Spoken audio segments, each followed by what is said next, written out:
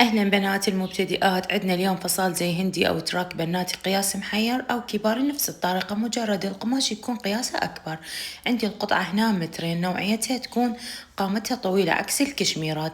كل مرة أفصل العرض على العرض، هالمرة لا، طبقت الطول على الطول. هذا صار عرض القماش.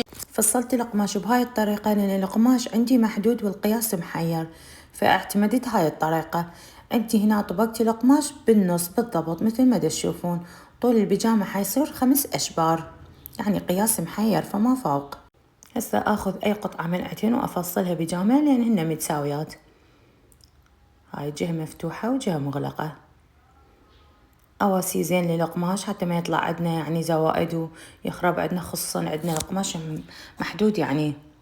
راح ابدي افصل البيجامة من الحجل واني صاعدة على السرج هالشكل. سويت شوية راهي الحجل لأنه القماش ما بيه ليقرة، يعني ليقرته قليلة. حفصل الجهة العلوية من السرج. حالات الملابس الصيفية لازم تكون فضفاضة لأن الجو حار. هسا عندنا الكمر حيكون أعرض من الحجل بهالقد 4 أصابع، حتى يكون فصلكم صحيح للبيجامة وتكون مريحة باللبس وبالحركة. ناخذ جهة الأمام من البيجامة هاي على طبقتين، نضيقها عن الجهة الخلف بإصبعين. تشوفون بالتصوير هالشكل. نفس الجهة اللي ضيقناها من الكمر همينة نقصرها إصبعين عن جهة الخلف. لا تنسون هذا اللي ضيقناه وقصرناه هذا يكون للأمام. تمام تمام، كملت عندنا البيجامة. نجي هسه على القميص مالت الزي هندي أو التراك. هو عندي القماش محدود وطوله 5 أشبار، راح أطلع من الطول ردين والباقي هذا 4 أشبار حيكون القميص، وهاي شبر الردين. خلي أفصلها أول شي بعدين أفصلها، يعني خلوا دائما الردن آخر شي تفصلوها لأن كلش سهلة. هطبقها مرة ثانية ل4 طبق وأقص من عنده قصة مربعة وأسوي بيه كسرات. والقصة اللي بالقميص حتكون قياسها شبر. دائما القصات اللي بالقمصان تكون مجرد موديل، يعني مو مسألة يعني إنه تطوالة أو شي، لا. هسه تمام تمام.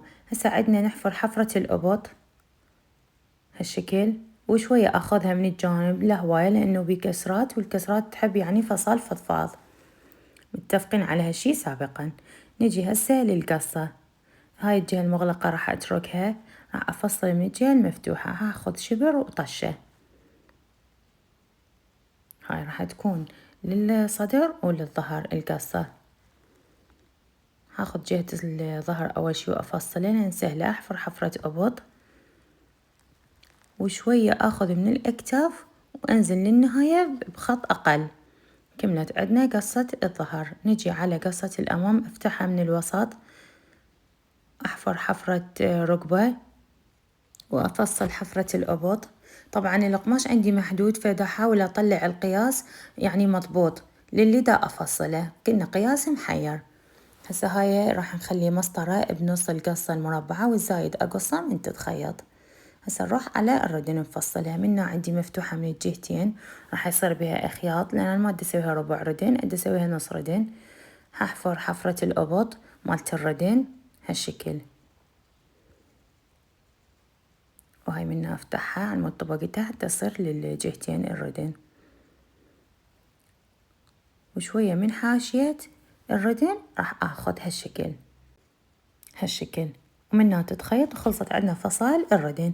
نجي على البيجامة شلون راح نخيطها. شوفوا هالشكل، هاي الحجل وهذا الكمر، هذا اللي قصيناه قلنا الأمام. راح ناخذ أي جهة يعني الأمام أو الخلف لأن الاثنين حيتخيطان. راح أبدي أخيطها السرج الجهة العلوية. أول ما نبدي بجهة السرج العلوية للبيجامة. إن شاء الله دا يكون واضح عندكم التصوير. هاي هالشكل كملنا السرج. نجي على الجهة الثانية همين نخيطها. بعد ما خيطناها نطبق الخياط على خياط الجهة العلوية مالت السرج اللي خيطنا أول شي. دا تشوفون هسه نجي على شنو، على الجهة السفلية مالت البيجامة للسرج. نبدي من الحجل وإحنا صاعدين للسرج ونخيطها. هاي مثل ما دا أشر لكم، هاي بدينا نخيط. هاي ونستمر بالخياط للجهتين من البيجامة. بعد هالخطوة ناخذ قياس لاستيك للكمر ونخيطه وبعدها نكف البيجامة. هسه إن شاء الله أشوفكم التفاصيل. وهذا اللاستيك قصته على الكمار اللي رايته، راح أبدي هالشكل أثبته بالماكينة وأثنيه للقماش اللي جوه. تشوفون هثبته شوية من الخياط بالبداية حتى ما ينفتك، وأكمل يصير شلون التعبير وأكمل الخياط. هسه عدني أميز الجهة الأمامية بهاي الفيونكة اللي كنا ضيقناها وقصرناها على الجهة الخلف. هاي حتى من نجي نلبسها نعرف هاي جهة الأمام حتى ما نحير بيها. بتشوفون أثبتها بالماكينة. هيج أشياء يعني تحلي القطعة اللي لابسيها مثل الفيونكات وهاي التفاصيل الصحيحة للفصال. شوفوا شلون صارت عندنا البيجامة. راح أبدي أكف الحجل مالتها وبعدها أنتقل لقميص البيجامة. والقماش نثنيه مرتين من نريد نكف البيجامة حتى ما يتهزل وتخلص عندنا البيجامة. بعدها ننتقل للقميص. هاي المساطر عندنا مال القصة اللي سويناها وكويت لها لاصق. حبدي هنا أثبتهم على يعني الجهة الوسط مال حفرة الركبة. تمام هالشكل. هذا الزايد أقصه من تتخيط يعني على تكملة القميص. دائما اسعوا تطورون خياطتكم حتى تصيرون إن شاء الله محترفين. كملت عندنا المسطرة. بس أقول لكم شلون نثبتها واحدة على الثانية ونتقلها بالماكينة. أشيل الخيط الزايد هاي هالشكل. حبدي من الجهة السفلية للقصة أثبتها بالماكينة حتى لما أريد أخلي الكسرات على مال تكملة القميص تكون عندي مريحة. بهاي الأثناء اللي دخيط بيها أنا جهزت الكسرات من جهة حفرة الأبط لتكملة القميص للقصة. هسه أشوف لكم إياها. شوفوا سويتها نفس القياس وكسرتها من الجهة اللي محفورة أبط. تذكروها أول ما فصلنا بداية الفيديو. أبدي أثبتها على القصة هالشكل تكمل عندنا حفرة أبط كاملة. هاي أبدي أخيطها. طبعا لازم تكون الكسرات متساوية حتى ما تطلع جهة قليلة وجهة هواية، لا هالتفاصيل ننتبه إلها. وأنا علمتكم بفيديوهات سابقة شلون نكسر يعني لما نريد نخيط شغلات بها كسرات وهاي نتقلب نفذ خشنة ونسحب على الخيط تنطيني كسرات متساوية. شوفوا هالشكل. أبدي أثبتها على القصة. إن شاء الله دا يكون واضح لكم التصوير. يعني هاي أشياء بالبداية تستصعبوها بس بعدين تصير سهلة عليكم. يعني كل ما تكثرون بهيجي موديلات خياط وفصل يصير سهل الشي. ورا ما خلصت عندنا القصة أشيل الخيوط الزايدة وأثبت اللوازم الخياطة على القصة. طبعا هي لازم تعتمد على نقشة القماش واللون وإذا كانت واضحة النقشة أو لا. فهالأشياء نراعيها أثناء يعني الخياط. أنا عجبني أخلي هذا السوتاج أو الكراكيش على القصة بكل الألوان. هو يعني القماش ما بيغير لونين.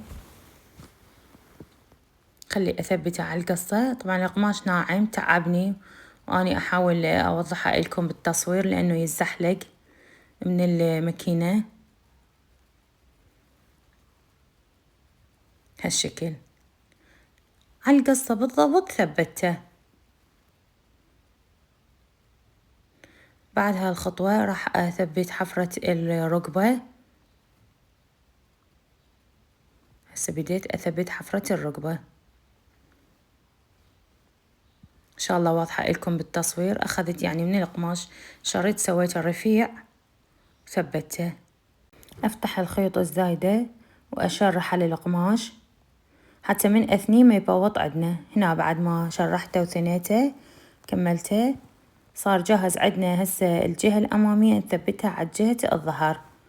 شوفوا أنا جهزت الظهر حتى ما يصير الفيديو طويل عليكم.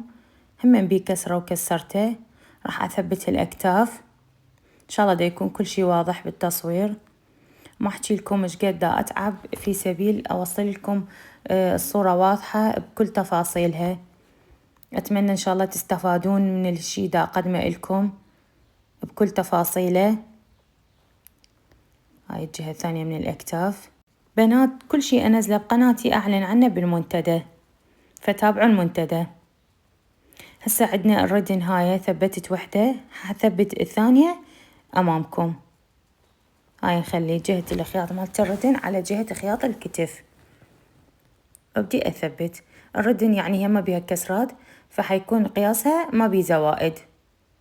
تشوفون يعني من نهاية حفرة الردن على نهاية حفرة الأبط. نبدأ نخيط هالشكل. بعد هالخطوة أخيط الجوانب مالت القميص، ويكمل عندنا الزي هندي وتلبسه صاحبته بالعافية عليها. هاي من هنا راح تتخيط الجوانب الجهتين، واشوفكم الشكل ان شاء الله النهائي بعد ما يخلص. وقلت لكم كل شيء يعني انزله بقناتي اعلن عنه بالمنتدى، فلا يفوتكم منتدى قناتي. ولهنا كمل عندنا التراك بألوان صيفية وفصال مريح، وهالفصال يرهم كباري، مجرد القياسات تكون أكبر والألوان اللي انتو حابين تلبسوها. بنات قناتي مو فقط خياطة، قناتي عناية بالبشرة، روتينات منزلية، طلعات، خياطة، وإن شاء الله ما أقصر ويا طلباتكم. كل شيء أخيطه إن شاء الله أفصله وأنزله لكم بالقناة، حتى إن شاء الله أقدر أساعدكم بتعليم الخياطة للمبتدئات. أشوفكم على خير.